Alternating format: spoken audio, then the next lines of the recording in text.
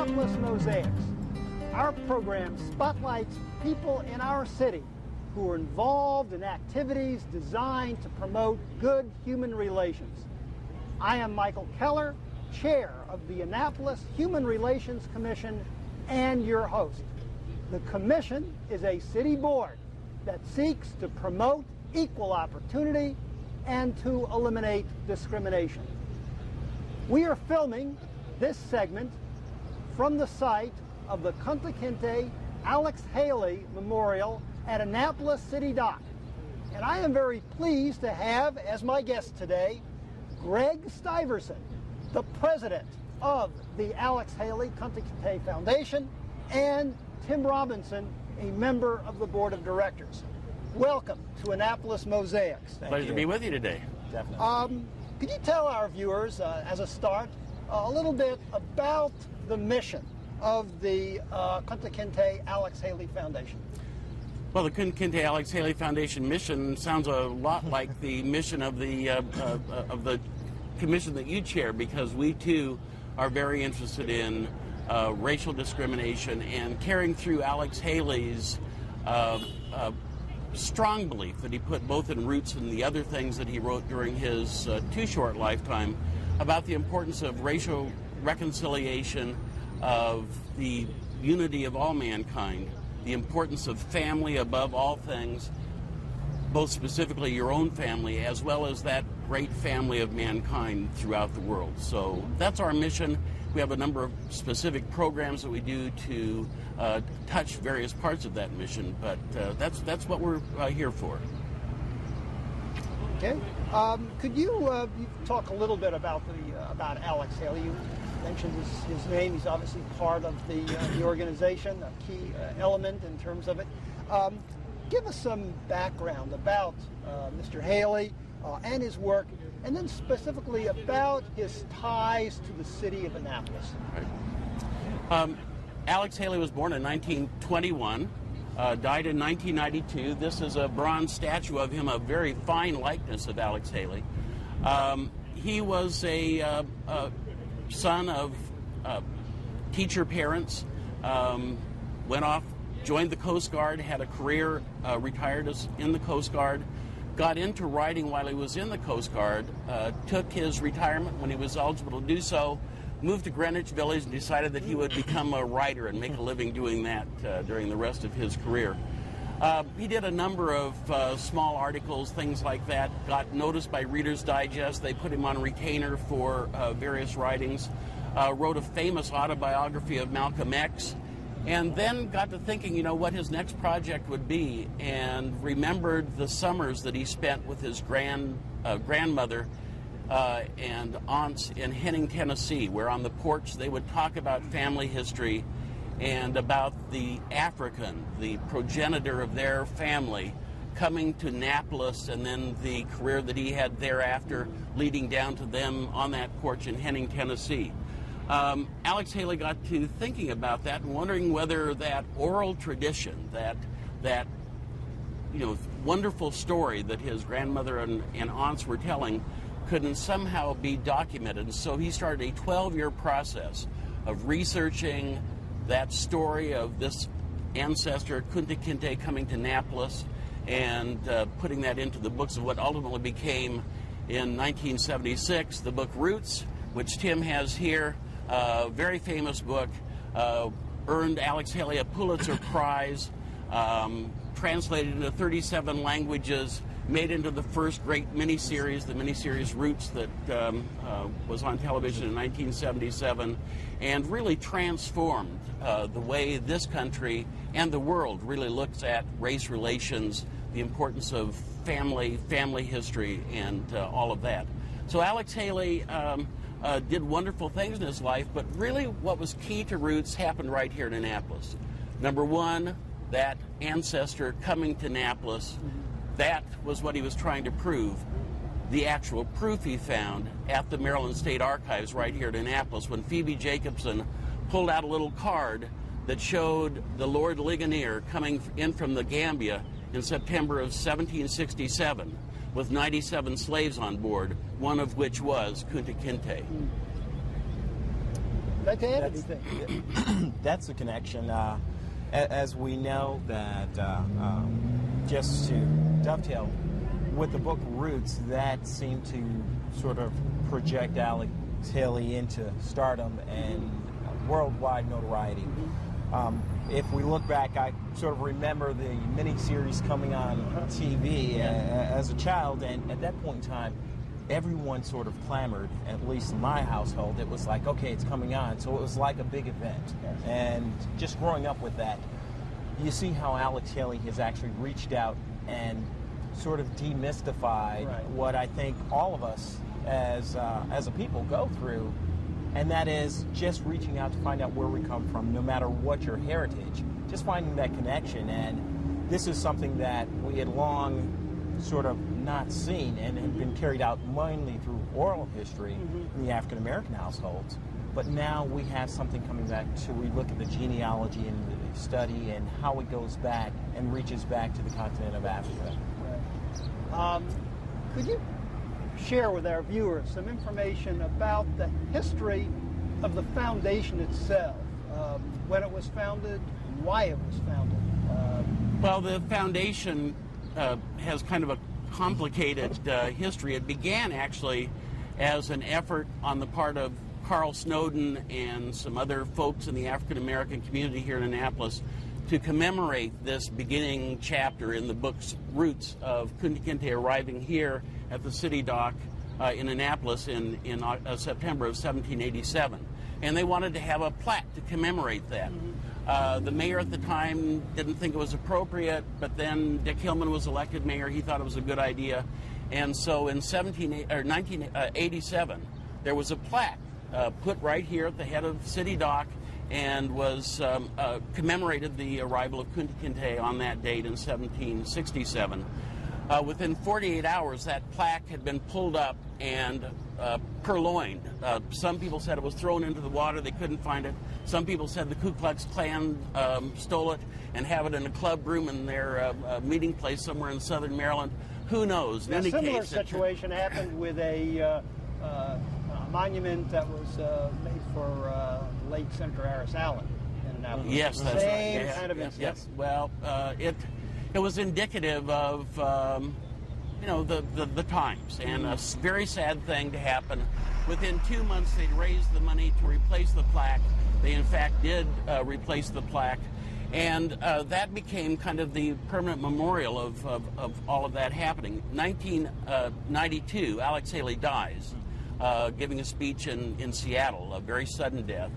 And that got the folks who had been involved in this and a festival that had been started that annually would look at African American history and culture, got them thinking that they ought to do more than just once a year kind of commemorate Kunta Kinte coming here to Annapolis, that they really ought to do something to continue on Alex Haley's mission of world brotherhood and the study of family and the importance of family.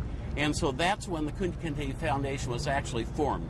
It was formed by Leonard Blackshear, who had been instrumental in forming the Festivals Committee in 1987. And so this was simply an outgrowth of that more specific celebrations-focused activity. And so from 1992 on, we have been developing programs throughout the year, not just a fall commemoration. And with that, we've developed some programs, and one of our main programs that a lot of folks seem to gravitate around is our Roots Camp program, in which we go through and we look at genealogy and actually have some pretty interesting stories that our historian can tell you about how we've made some connections. One in particular that I recall was a woman in Germany had two children by an American serviceman. Okay, the American serviceman had come back, and she never talked about that. In any event, after she passed away, the children now felt it was okay to do the search. They came to us. We actually assisted in helping them make that connection and found their father in Tennessee, and were reunited. So it's one of the things. It's one of the great programs we do. This Roots Camp is for kids, letting them get involved. And last year we expanded towards kids and their grandparents, so intergenerational, wonderful program. We also have a fantastic collection of research and documentation on the African American experience, particularly in Anne Arundel County. Those files are open to the public at our offices on Old Solomon Island Road. And then we also have established 2 research libraries of books relating to African American history, culture, the arts, the whole shebang. One of those is at our libraries, is at our headquarters on Old Solomon's Island Road. The other one is at Sojourner College Sojourner Douglas College in Edgewater. So, and that's open primarily evenings and weekends. We're open during the weekday, so anytime people can access these resources through us. Okay. We're going to take a break now. When we return, I'm going to be talking with Greg Stuyvesant and Tim Robinson a little bit more about the variety of programs that the Kunta Kinte Alex Haley Foundation offers.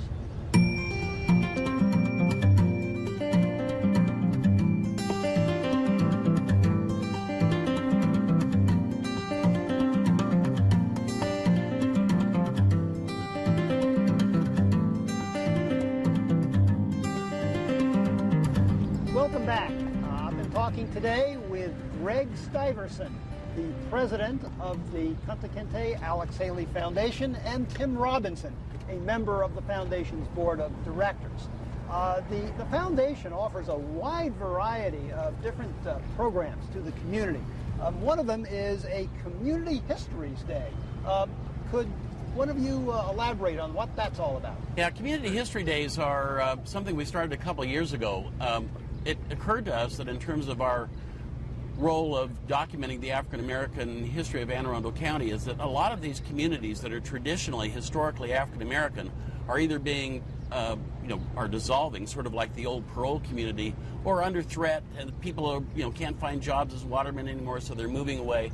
So we've started this process of going into these communities, usually at one of the churches or community centers, and asking people to bring in their memories. We record them, bring in their scrapbooks, we photograph them, bring in their photos, we scan them, anything documenting that specific African American community. We started in parole, we've done 2 in Galesville, and we'll be doing more of these as well. Let me mention just one thing that I'll never forget. At the parole one, a woman came in who had been raised by her aunt on West Street and her grandfather.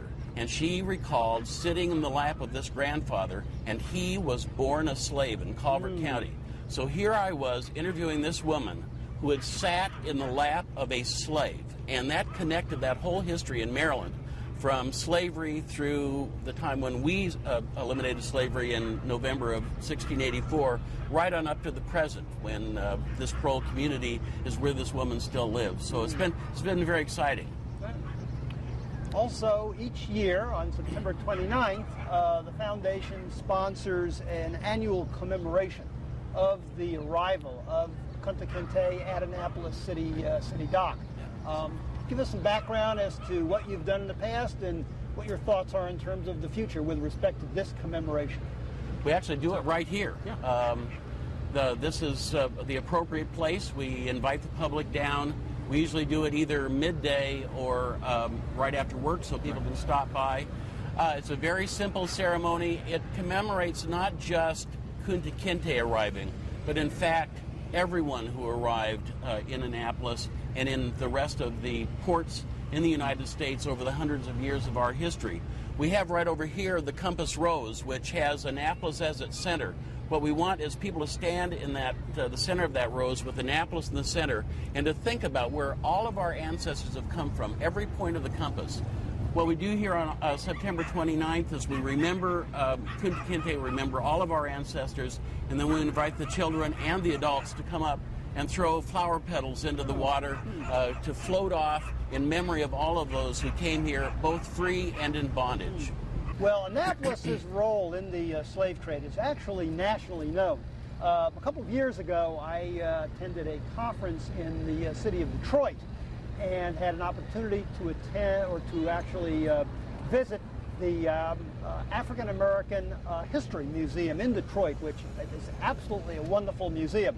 And as we were walking through, we had a guide walking through the museum, we got to a room, and the room was a depiction of Main Street, Annapolis. You actually looked up, you were able to look up the street, see the church right at the top of Main Street, St. Anne's Church, and then right down to City Dock. And at City Dock, they were holding a slave auction.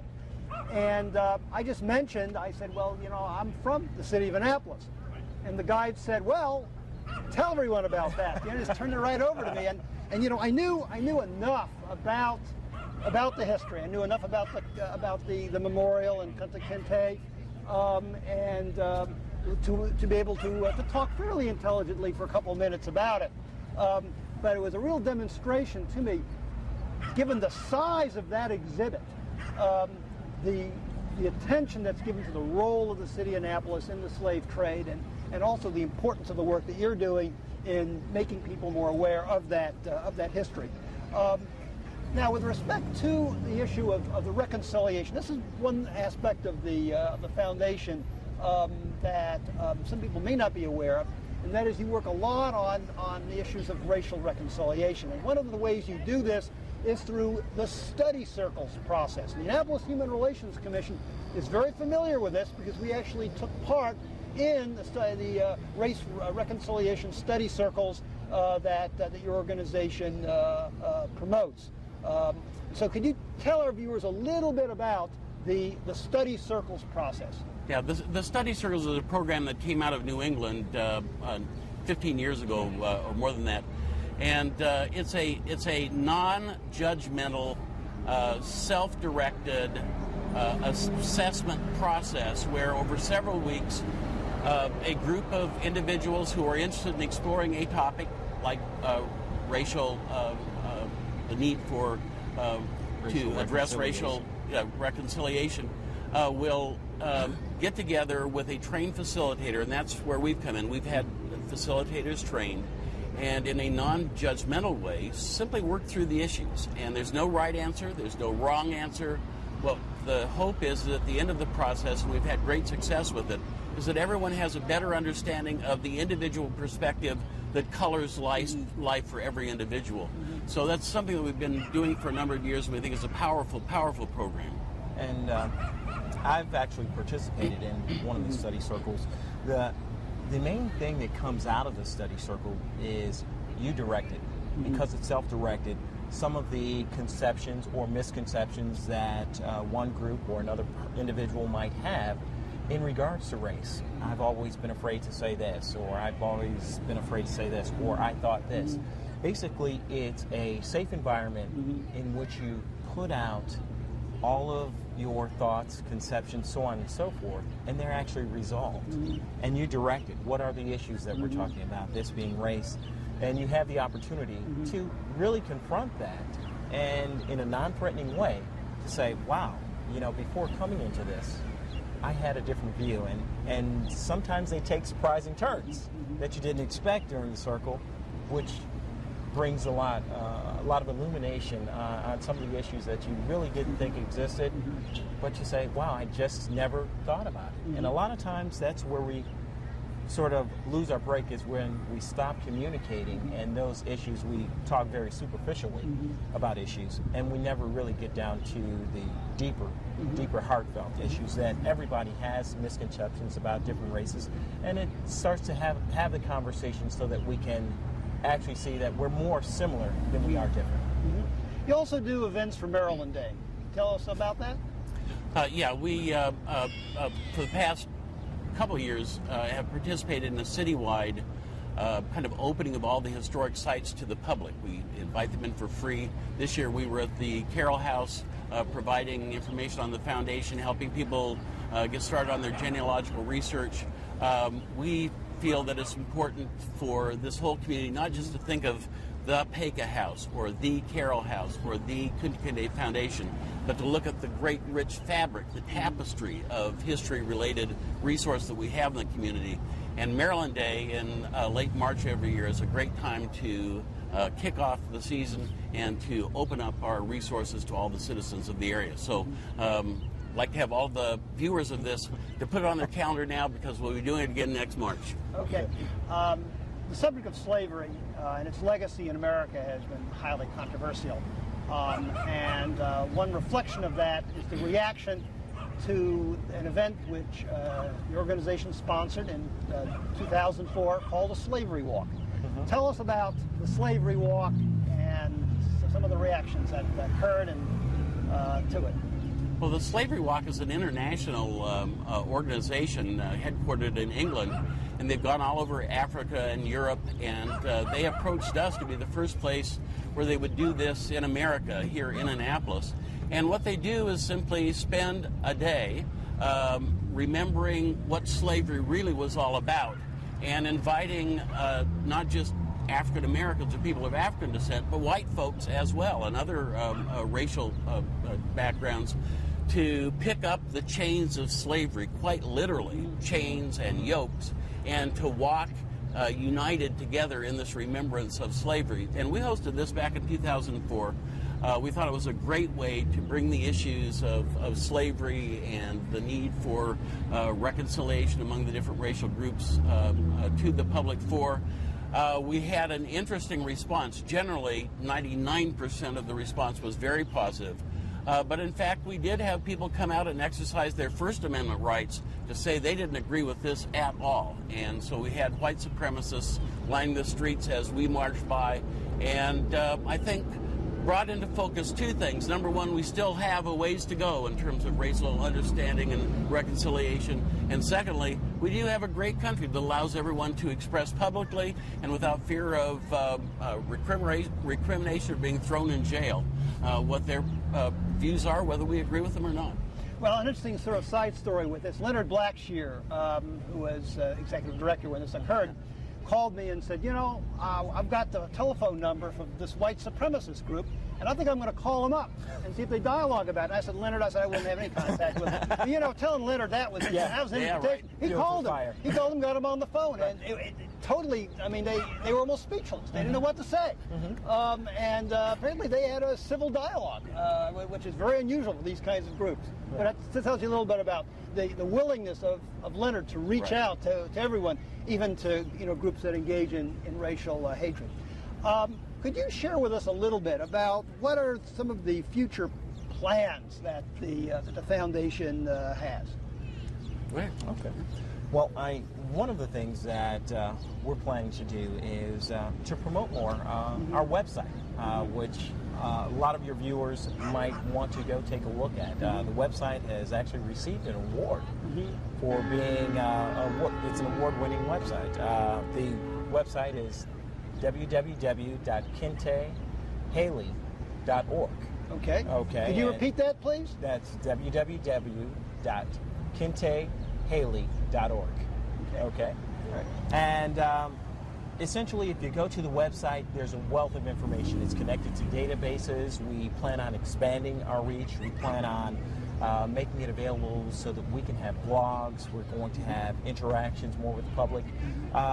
We have connections throughout the world, as a matter of fact, who come to us looking for research. We plan on putting together packages for actually doing genealogy research and helping. We usually are the pass-through for folks trying to do genealogy studies to look at their history, and we would like to be a resource in order to make that connection from present to past history, no matter what your race, and to build that reconciliation. We plan to do that, expand. We plan on expanding our Roots camps that we have, and a lot of different programs that are going to be coming out. As you'll see, these programs cost money. They're not free, so we have a place where you can donate freely on our website, and we look to have encourage people to come to us. And how can we assist you? What do you? We're going to have a suggestion box on how do you think this could be made better to even better serve you. We even have a webcam that you can go to from our website. It's located right across the street, has a view of the memorial, and you can actually go to our website and see it. And it's a lifetime cam, and it's pretty neat. We've got connections from continents of Africa and Europe, so on and so forth. And maybe we even looking at expanding our reach to other parts of the country and connecting with other organizations that do research so we can expand our database and expand our ability to serve the public. Thank you for viewing our program today, and please join us again on Annapolis Mosaics. If you would like to have more information about the Annapolis Human Relations Commission, please jot down the information at your screen. You can reach us by phone at 410-263-7998 or by email at hrcommission@annapolis.gov. And you can also check out our nifty webpage. Go to the city website at www.annapolis.gov, click on City Government, then Boards and Commissions, and scroll down to the Human Relations Commission. And always remember the words of Dr. Martin Luther King Jr., who said, "We have flown the air like birds and swum the seas like fishes, but have yet to learn the simple act of walking the earth as brothers and sisters."